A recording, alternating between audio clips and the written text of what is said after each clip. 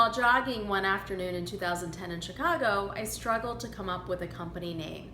I was born in India and raised outside of Philadelphia. I learned how to speak English watching a little black and white television set in Pottstown, Pennsylvania, and this company name had to reflect my love and understanding of both cultures and both countries.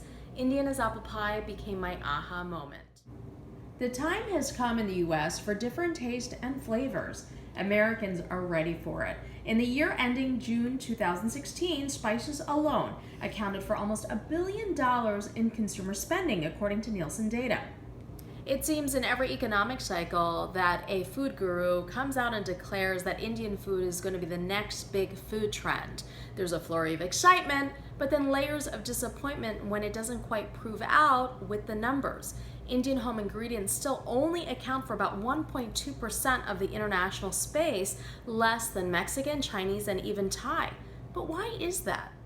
At Indian as Apple Pie, we believe that Indian can actually be the next Mexican or Chinese if we address two key factors: understandability and accessibility.